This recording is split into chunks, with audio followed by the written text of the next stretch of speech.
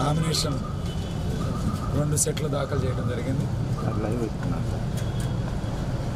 భారీ ఎత్తున వైఎస్ఆర్ కాంగ్రెస్ పార్టీ కార్యకర్తలు, నాయకులు, అభిమానులందరూ కూడా పాల్గొని ఈ కార్యక్రమాన్ని విజయవంతం చేసినందుకు అందరికీ కూడా పేరు పేరున మీడియా సోదరులందరికీ, అభిమానులందరికీ కూడా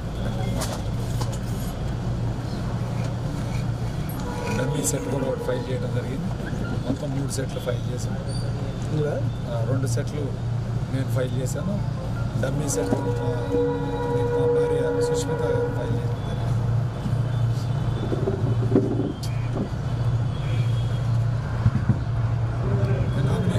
నామినేషన్ దగ్గర నుంచి ప్రచారం కానీ, ఎన్నికల ఏర్పాట్లు కానీ ముమ్మరం చేయడానికి వైఎస్ఆర్ కాంగ్రెస్ పార్టీ సిద్ధంగా ఉంది. మా క్యాడర్ కూడా అంతా సన్నద్ధంగా ఉంది.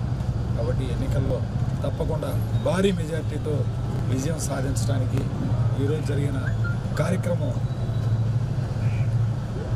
మొట్టమొదటి కార్యక్రమం బ్రహ్మాండంగా జరగటం, మా క్యాడర్ అంతా కూడా ఉత్సాహంగా పాల్గొనడం చాలా సంతోషంగా ఉంది.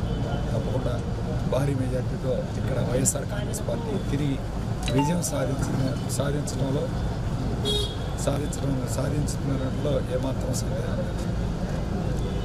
అలానే మా పార్లమెంట్ అభ్యర్థి రామకృష్ణదేవ్ గారు కూడా ఫైల్ చేయడం జరిగింది. ఇద్దరం కలిసి ఈ కార్యక్రమం చేయడం జరిగింది. జగన్మోహన్ రెడ్డి గారి మీటింగులకు వచ్చే ప్రజానీకం కానీ, స్పందన కానీ చాలా బాగుంది. ఈసారి ఖచ్చితంగా 120 నుంచి 130 సీట్ల మధ్యలో వైఎస్ఆర్ కాంగ్రెస్ పార్టీ విజయడంకా మోగిస్తుందని సర్వేలు అన్నీ కూడా ఈరోజు చెప్పడం, మా అంతర్గత సర్వే కూడా 120 నుంచి 130 సీట్లు వస్తుంది, విజయడంకా మోగిస్తుందో సందేహం లేదు. తప్పకుండా ఈరోజు ఒకసారి ప్రజలు గమనించాలి. తెలుగుదేశం పార్టీ, జనసేన, కాంగ్రెస్ పార్టీ ఇద్దరితోటి కూడా తెర వెనక ఒక అంగీకారంతోనే పోటీ చేస్తున్నారు. దీనికి ఉదాహరణ మన పక్కనే ఉన్న సత్తెనపల్లి కాన్స్టిట్యున్సీ. ఈరోజు ఎర్ర వెంకటేశ్వర రెడ్డి గారు కాంగ్రెస్ పార్టీకి రాజీనామా చేసి జనసేనలో జాయిన్ అవ్వడానికి కారణం కూడా ఇదే. కేవలం వైసీపీ ఓట్లు చేర్చడానికి ఈరోజు జనసేన ప్రయత్నం చేస్తుంది. పవన్ కళ్యాణ్ ఒక అండర్స్టాండింగ్ తోటి ఈరోజు చంద్రబాబు నాయుడుతో ఉన్నాడు, సందేహం లేదు. ఎందుకంటే చంద్రబాబు నాయుడు మాటలను చెప్తా ఉన్నాడు. మొట్టమొదట నరేంద్ర మోడీ, జగన్మోహన్ రెడ్డి గారు, కేసీఆర్, పవన్ అందరూ కలిశారని చెప్పారు.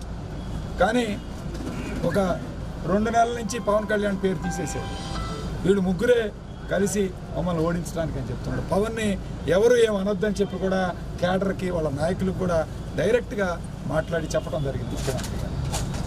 దీన్ని బట్టి చూస్తే పవన్ కళ్యాణ్ తోటి డెఫినెట్గా ఒక అండర్స్టాండింగ్ తోటి పోటీ చేస్తున్నాడు అన్న దాంట్లో సందేహం లేదు. దయచేసి ఈరోజు ప్రజలందరూ కూడా గమనించాలి.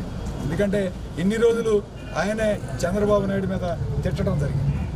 చంద్రబాబు నాయుడిని, లోకేష్ని ఇద్దరిని కూడా అవినీతి పరులు, భయంకరమైన అవినీతి జరిగింది రాష్ట్రంలో అని చెప్పి అన్ని చోట్ల కూడా తన ప్రసంగం ఇవ్వడం. ఈరోజు ఏ విధంగా ఈరోజు అండర్స్టాండింగ్తో పోటీ చేస్తున్నాడో ప్రజలకు తెలియజేస్తాను. ఎందుకు ఇవాళ చంద్రబాబు నాయుడుతో పొత్తు పెట్టుకుంటున్నాడో, లేకపోతే అంగీకారంతో ఒక అండర్స్టాండింగ్ తోటి పోటీ చేస్తున్నాడో ఈరోజు ప్రజలకు సమాధానం చెప్పాలి. ప్రజలు కూడా అర్థం చేసుకోవాలి ఈరోజు. ఎందుకంటే పోయినసారి ఆయన మద్దతుతోటే చంద్రబాబు నాయుడు ముఖ్యమంత్రి అయ్యి ప్రత్యేక హోదా సాధిస్తామన్నారు అందరూ. ఈరోజు ఏమైంది ప్రత్యేక హోదా? ఎందుకు ఇవాళ పవన్ కళ్యాణ్ నరేంద్ర మోడీని ప్రశ్నించడం లేదు? ఎందుకు ఇవాళ చంద్రబాబు నాయుడు ఎందుకు తీసుకురాలేదని చెప్పి ఎందుకు అడగట్లేదు? ఇవన్నీ గమనిస్తే తప్పకుండా ఒకటి అర్థమవుతుంది. వీళ్ళిద్దరికీ ఎన్నికల సమయంలోనే అండర్స్టాండింగ్, ఆ అండర్స్టాండింగ్ తోటి పోటీ చేస్తున్నారు. కాబట్టి ప్రజలు ఇద్దరికి కూడా బుద్ధి చెప్పాల్సిందిగా నేను ఈరోజు విజ్ఞప్తి చేస్తూ సెలవు తీసుకుంటున్నాను.